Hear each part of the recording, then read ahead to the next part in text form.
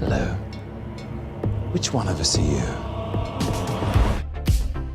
The final episode of Loki is nigh, hopefully serving as a satisfying conclusion to one of the most unique projects the MCU has ever made. But we still have a lot of unanswered questions, with the biggest one being, who is the head of the TVA? Well, there is more than enough evidence that it could be Kang, which makes sense. The show deals with time travel, and Kang is all about time travel, but I wouldn't place my bets just yet.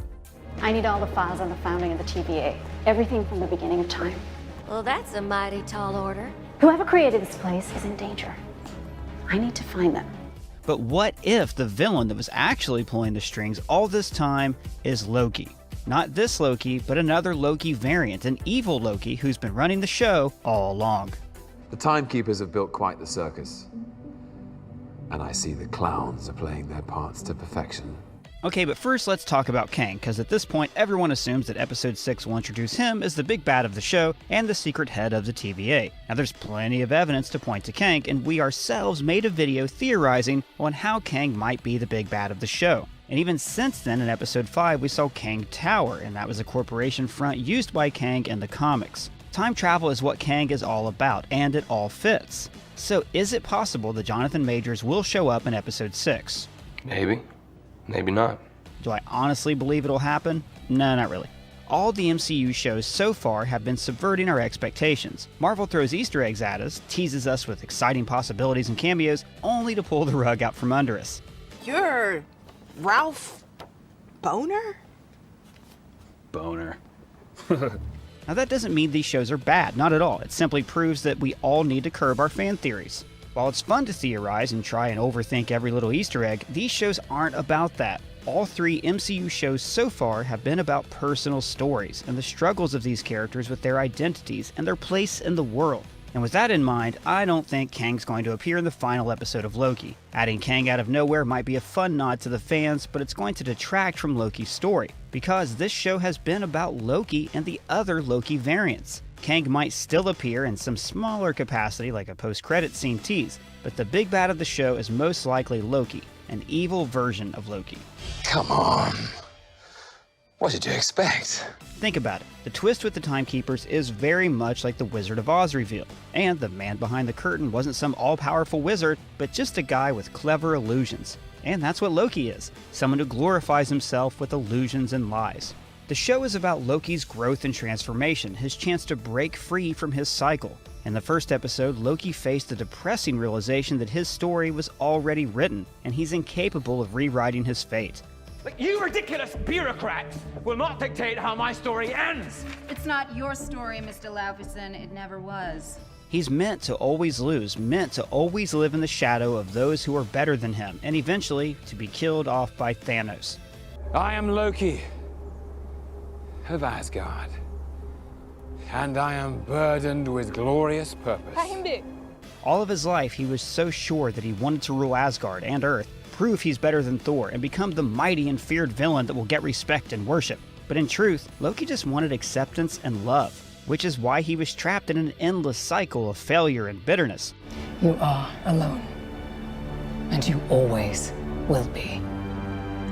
That's something we spoke about in this video, diving deep into Loki's struggle with identity. It's only once he accepted the truth about himself and tried to break free of his cycle that he achieved redemption, but at that point, it was too late for him. But the new Loki has a rare opportunity to reinvent himself, change, break free from the cycle, become the hero of his own story instead of the tragic villain in someone else's, as well as meeting all the other Loki variants, seeing just how pointless his glorious purpose really is. Like classic Loki, who ended up being a lonely old man filled with regret. I got lonely. To tell you the truth, I missed my brother. And most importantly, Loki is learning to love himself by literally falling in love with himself. Sylvie. What a incredible seismic narcissist! You fell for yourself! But by learning to love himself, he learns to accept who he truly is, and acceptance is the only real way to change.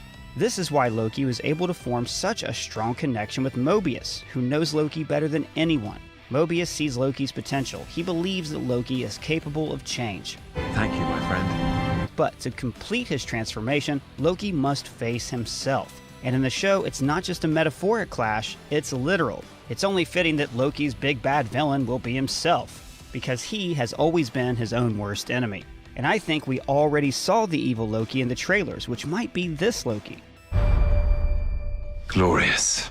This evil Loki should be played by Tom Hiddleston and serve as an evil mirror image to Loki. The difference is that the evil Loki never changed, never broke free from his loop, and instead got sucked into a pit of hatefulness and loss. He may be inspired by King Loki from the comics, especially since the show has taken a lot of inspiration from the comic Agent of Asgard. It fits, since that evil version of Loki used time travel as well. Okay, fine. Willing to accept that. Why are there so many of you? Because Loki survived. That's just what we do. So here's how I think this might play out. The Timekeepers were real, at some point. Maybe they created a sacred timeline with Kang's help, which would explain all the little Kang Easter eggs we found in the show. The TVA used to oversee the proper flow of time, but then captured a Loki variant, the evil Loki. Since the TVA security is spotty, evil Loki was able to escape just like Sylvie did. Using his magic and tricks, he was able to outsmart the TVA and somehow take over. Maybe the Timekeepers were too arrogant with their power and they simply couldn't handle a variant who broke free from his predetermined fate. That's what we learned. The variants can break free from their loops, and at that point, the TVA is at a loss. Anyway, evil Loki took over, killed the Timekeepers, and brainwashed the TVA into worshipping him like some kind of god. No one knows who's behind the TVA because evil Loki erased everyone's memories, creating the perfect illusion for the cult-like TVA agents. It's an illusion. It's a cruel, elaborate trick conjured by the weak to inspire fear. A desperate attempt at control. And since he's powerless in the TVA, evil Loki traveled to the end of time, building his kingdom in the most broken place in the timeline, representing his broken self, where he could rule the timeline unchallenged. Evil Loki lived for so long, worshipped by brainwashed subjects, that he lost the capacity to love, devolving into hatefulness. Since underneath all his bitterness and jealousy, all of his illusions and lies, there's a lot of self-hate. It's the cruel, elaborate trick conjured by the weak to inspire fear.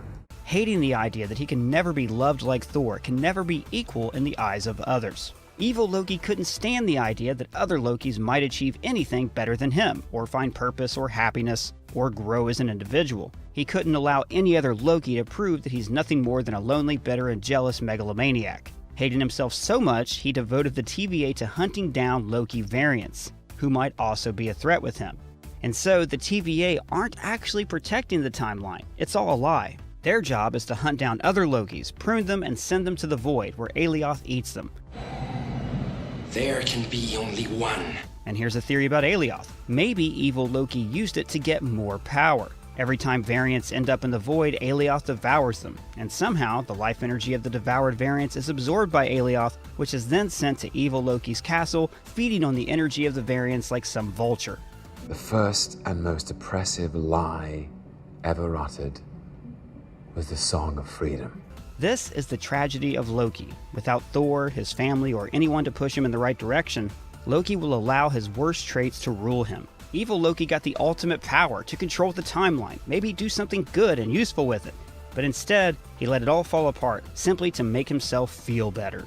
Confronting evil Loki is the biggest step in Loki's story, since the hardest thing that anyone can do is facing yourself. I betrayed everyone who ever loved me.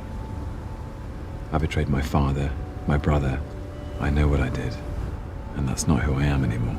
But even after Loki defeats evil Loki, there's still going to be one final test. It's one thing to change, but another to maintain that change.